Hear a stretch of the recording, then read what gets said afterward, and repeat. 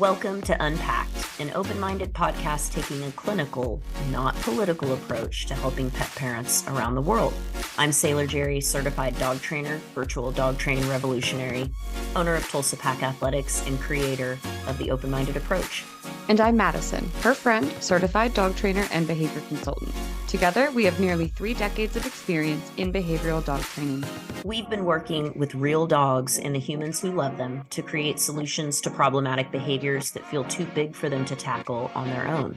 In this episode, we are giving you a peek into our worlds and minds, following through on our promise to add transparency to this industry.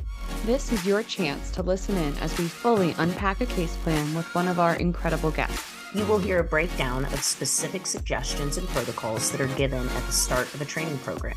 You will also hear every question our insightful and inquisitive guests toss at us. If you're looking for a glimpse behind the scenes of detailed training plan conversations, settle in with us and unpack.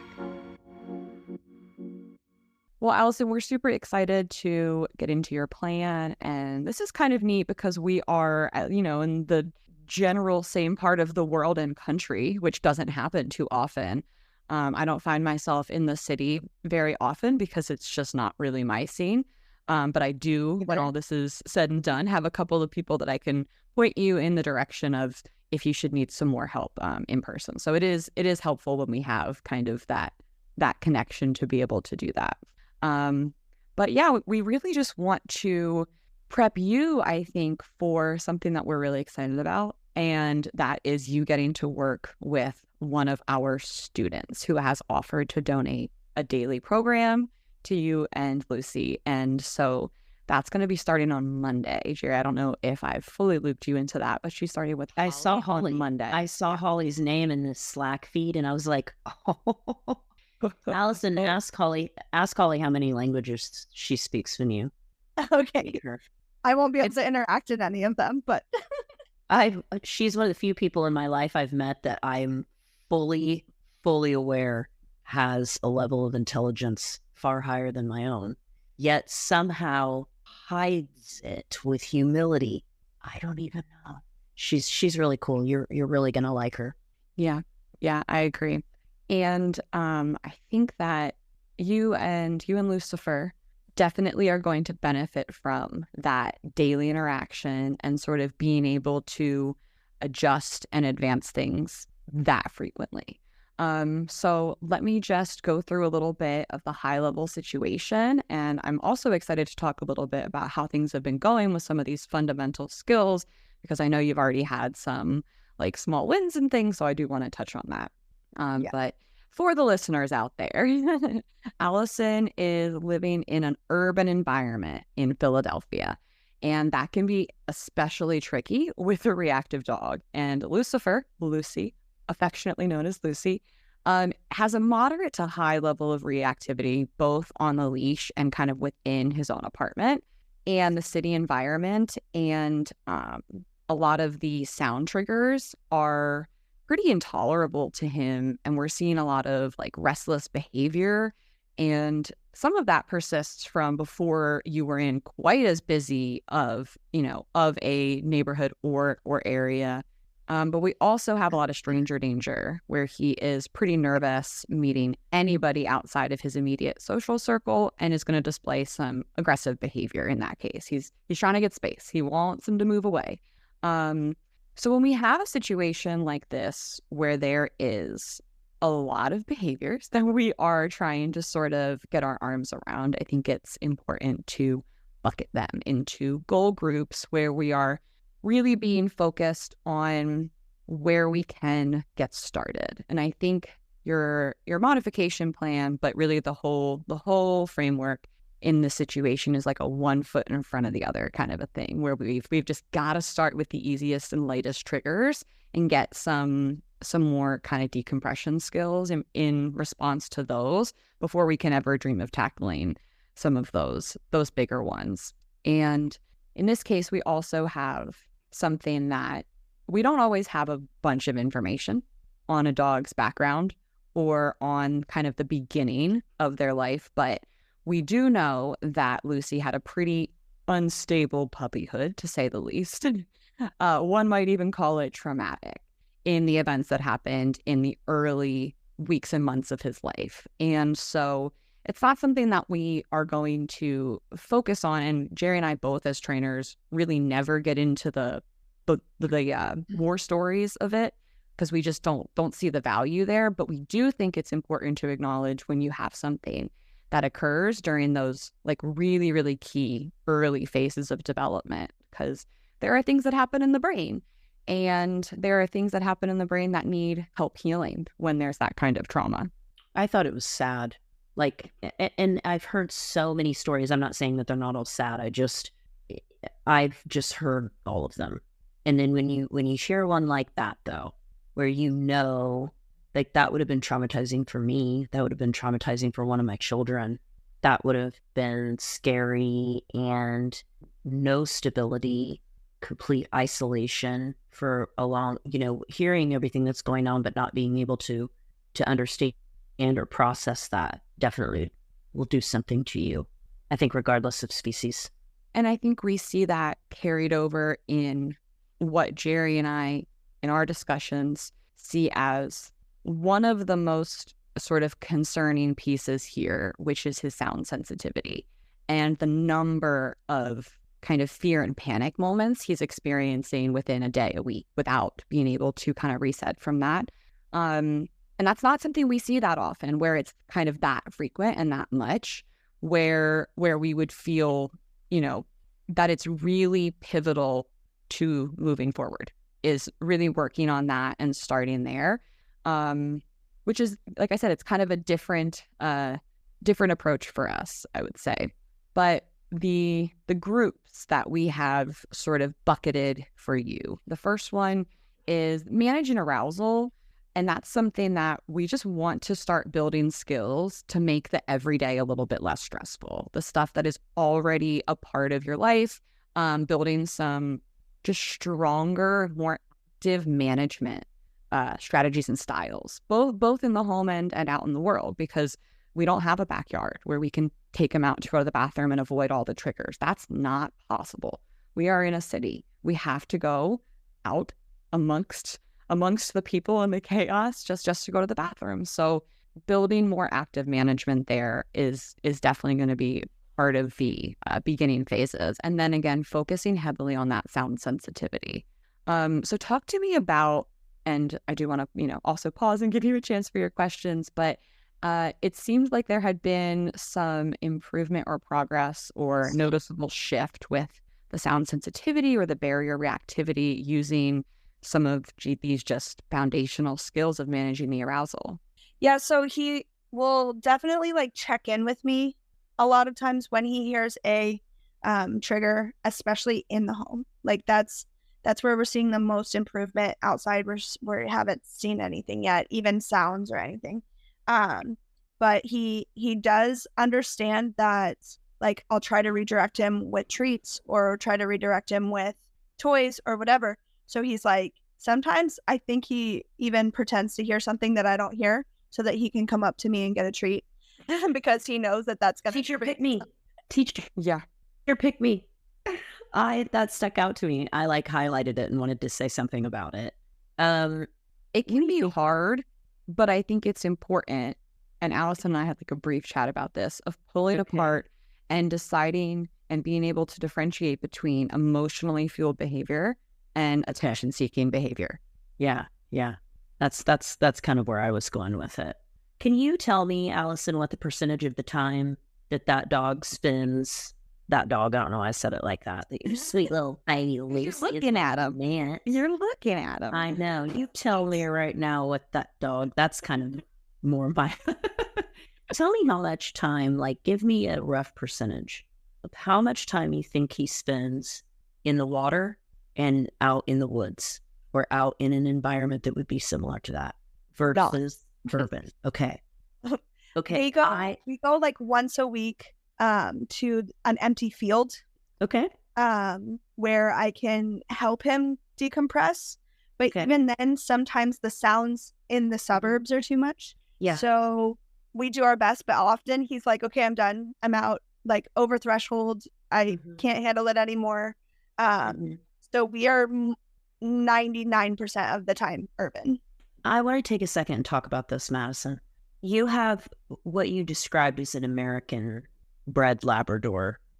And I'm not trying to get into like some serious pedigree conversation because that's not the point. But American bred labs are different than English bred labs. They have a much higher drive. They have smaller heads, more narrow muzzles. They're generally a little bit lighter, like not as like heavy of a skeleton. And they have what I would consider to be generally pretty high arousal outside of their also high drive to retrieve and do things like that and work in the wood. I think I have a lot of clients in Philadelphia as well, in the city. I just got done with one that I posted about today, and she has a pit bull named Malcolm, and she lives right in the city, just like you. And I have done this enough now and seen enough dogs all over the variety of places to know that I think a large portion of what we are describing as reactivity or sound sensitivity is maybe perhaps being mislabeled. And let me qualify that. Those dogs are made to stand next to gunfire. They're not sensitive to sound. I think what's happening is that sound sensitivity is a byproduct of them not being able to process the environment that they're in. Does that make sense? I want to just make sure that we're not, and I'm not saying this to Mattison because her and I have in-depth conversations about this. I'm saying this to the listeners that where is the sound sensitivity coming from? Where is it from a dog that just has general anxiety because they live in an environment that's not conducive to what they are? Is it because they've had a traumatic event? Is it, all these different kinds of things? But it's just something I've really been thinking a lot about lately. So go easy on yourself and remember that he is what he is. And the most important thing that you'll ever be able to do for him is let him be who he is. And that involves water. That involves retrieving in any way that you can make that happen. Just those kinds of things. And I think if you set your intention there, it will keep you from going mad in the city. The positive there is that dogs like that are really bred to work in partnership with a person. And he is obsessed with you. So being able to engage with you and having things be about being a team out in the world, I think that could shift things, making things be goal-oriented of we are doing this together. We have a goal together. Because that's what retrievers are for. They are to work in partnership with their human. Yeah, I would encourage you, if you have never watched field trials, to watch how incredibly brilliant those dogs are. I mean, they will move off like a person moving this many degrees of their hand or this many. It's really, they're capable of a lot. So just get creative, and we can Holly will certainly help you with that. Get creative on how you can fulfill that. She has a real passion with scent work as well. So she may have some ideas on how to put his nose to work. Yes. I love that. We did an Easter egg hunt on Sunday. That's amazing. So the next sort of bucket or group of goals is the barrier reactivity. And that is, again, very much grouped with the sounds and the activity of the apartment lifestyle and apartment living. And we have been managing the visual and working on just building some general decompressed, relaxed energy, because Lucy hasn't been really offering up a lot of like off switch time. He's been kind of ziggity boo woo, go, go, go. And we want to help him learn how to turn it off. But to Jerri's very, very important point, we need to balance that with finding additional and more creative ways to meet his needs. And I think there is a level of anxious energy and emotions driving some of his behaviors. But I think that we also see this sort of restlessness as a byproduct of us really having challenges in terms of checking those boxes, because it's not as easy as walking out your back door. It's just not. So it's not something that can be done every day, maybe, right? So there are ways to create compromise and to kind of build a routine that just makes a ton of sense for both you and for Lucy. So we can be really setting him up for success, finding the things that make him just step into who he is, while also kind of looking at the things that are more emotionally driven and less sort of just needs driven. And the next bucket is the leash reactivity. Now, this is the one that we know we're not going to be, maybe seeing that progress immediately or tackling this immediately until we can start to see some of the skills and offer some of those skills in easier environments than being on a city street, whether that's in your apartment or whether that's finding a more neutral location to start working. I don't know. And Jerri, I kind of had a question pop up in my head. And maybe you have the answer from some of your city clients, and Allison, I might be putting a question in your mouth, so please tell me if you're like, yeah, no, I wasn't worried about that. But how do we balance meeting needs and fulfilling a dog when the act of going there, the location, immediately sends them past threshold? Because the answer can't be don't go there. Well, they need it. Right. So now we're in this catch-22. So what are your thoughts there? So I think you have to get pretty creative about what you're willing to do. I posted a video today of the dog in Philly, and he's holding his chew toy as they go in and out of, because it's comforting to him. It helps him. He's got something to do. But man, you walk out the door and blah, the street's just on top of you. And the doors are just right there. Like, he didn't even know which door was his. He was like, well, this one seems fine. Yeah. They all look the same. It really is a lot of, I'm going to say it again, creativity and thinking outside of the box in terms of this. The box is what dog trainers say. The box is what you can that. Well, you shouldn't let him have his bone like that. What, you know what? This is what it is. So it may be little things like that. I know with my last client, she was very, very willing to use her car.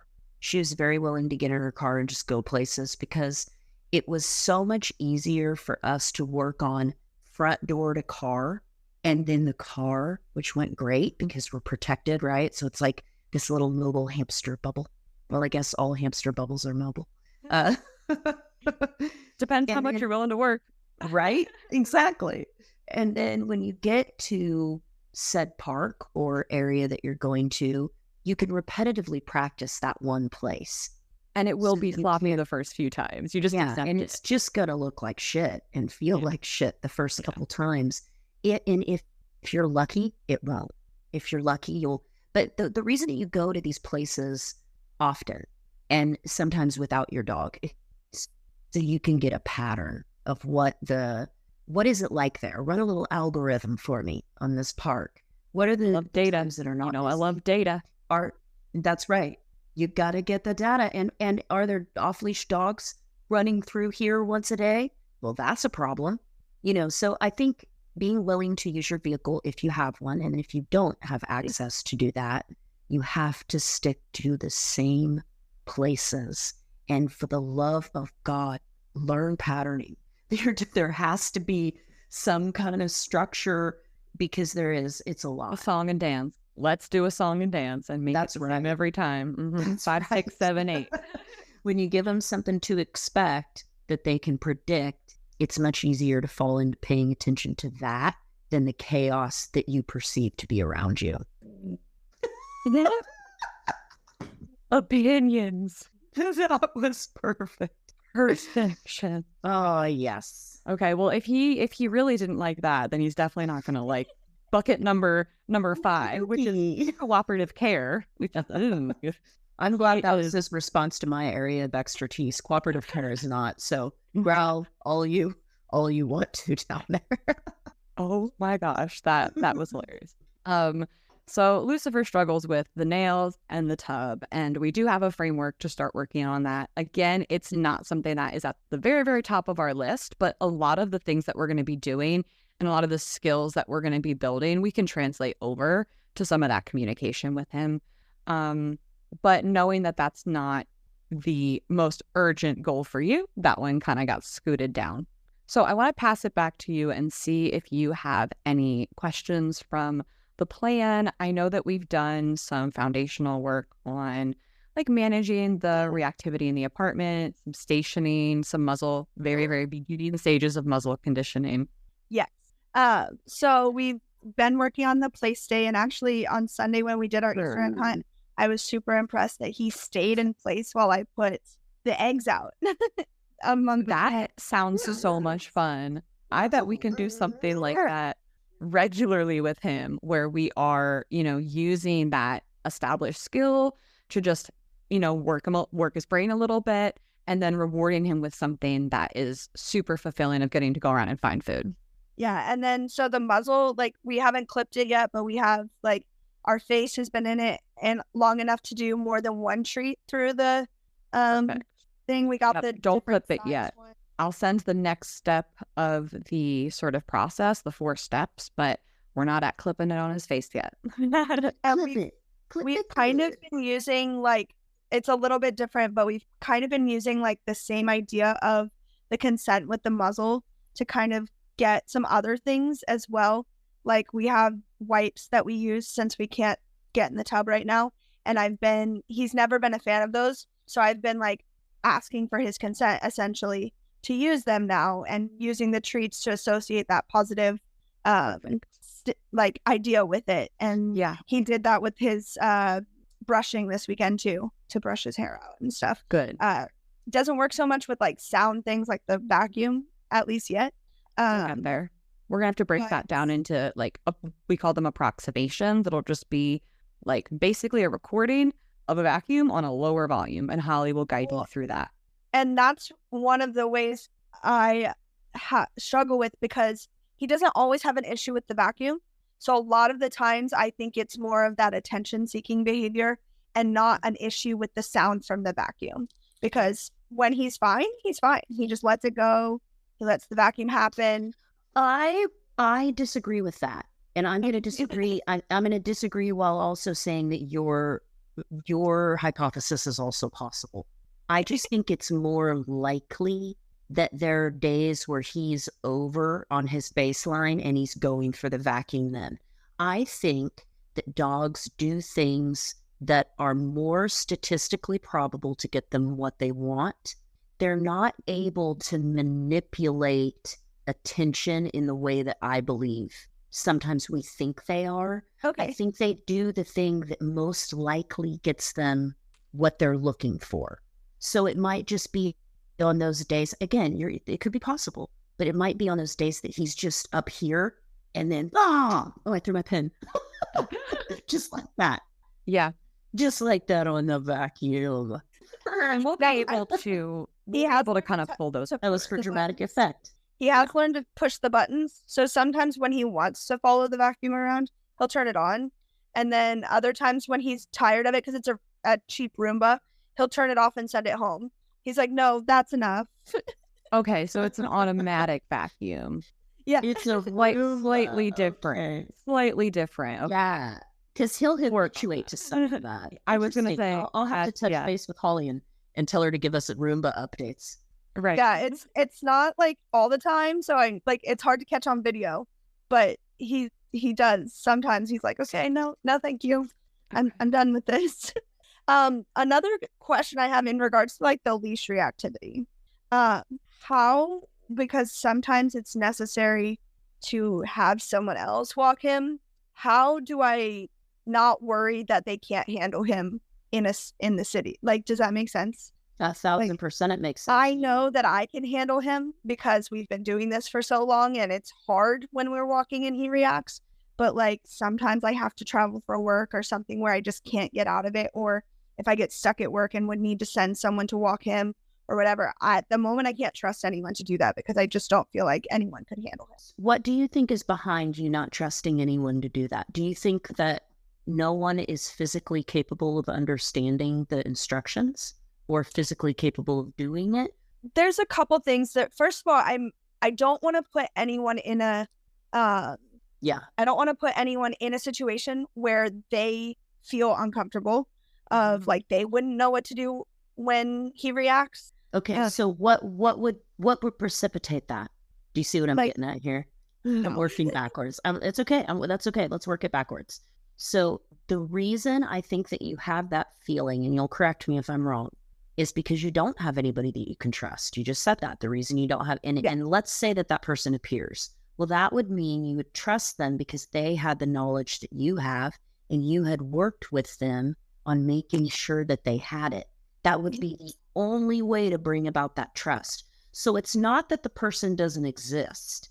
It's got to train them up. You got to train them up. Right? You have to train them up. And then there's no way for a person to just be out there unless they specifically do that. They're a dog trainer who walks dogs, which I have yet to come across that person. What you're wanting is not statistically possible. There's not a person out there that's like that, but there is a person out there that's totally capable of learning what you're saying and maybe coming and visiting a couple times and learning the protocols. And then you would feel comfortable that, like, okay, they physically saw what I was doing. I explained it. I've got a handbook that I left them. They're down. That would be a trustworthy person. And I think you could do that. Yeah, a part of it probably comes from the fact that a lot of the people I talk to just can't imagine doing as much as I do for him. And they add like so much. They're like, this, like, that's why, like, our dogs should just, like, you know, be walked and that's it or whatever. Like, it's too much of an emotional and more time than most people expect. Well, I'll tell you that people do the same thing with children. People do the same thing with children. They think that, and then they have a baby with Down syndrome. And then they figure out, like, it's not extra stuff. Yeah. This is my life. This is who I have. This is what it is, you know? So to the right people, it's not extra. You just have to have the right kind of people around you. And lucky for you, I know a bunch of Philly dog owners that also have reactive dogs that would love to have a little group. Yes, because I also, like, I just never know what to do in those situations, because sometimes, like, you can't say no to, like I have to earn the money to pay for all the things that I need to help him with. So I can't say no, I can't travel for work. But then my options at the moment are drive him to DC to my mom's house, to drop him off, to come back to work, to travel for work. So yeah, that's a lot. Yeah, that's a lot. We wanna build at least one other option close to you. I like that. Ideally more.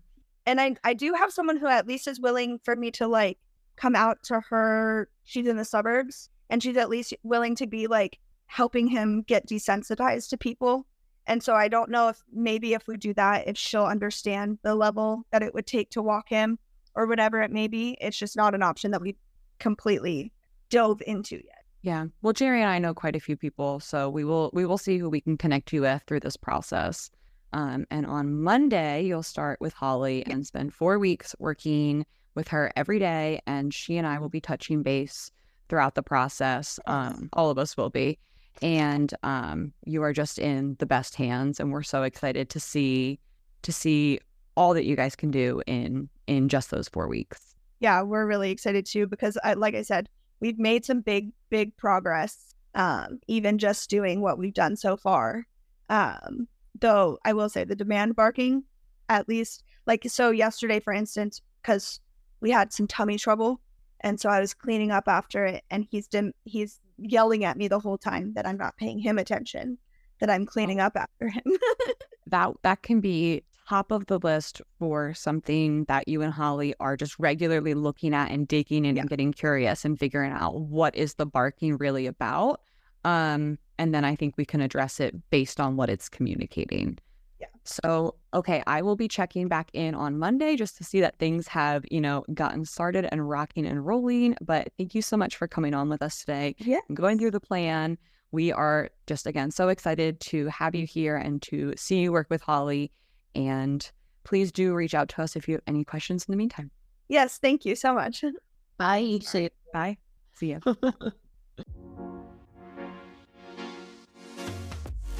Unpacked was created by Jerri Scherff and Mattison Skoog-Simpson, edited and produced by Josh Wasta under the supervision of Straight Up Dog Talk LLC and Emily Breslin.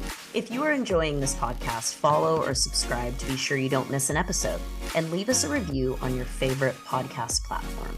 Looking for more honest and relatable dog content? Check out our sister podcast, Straight Up Dog Talk. See you next time.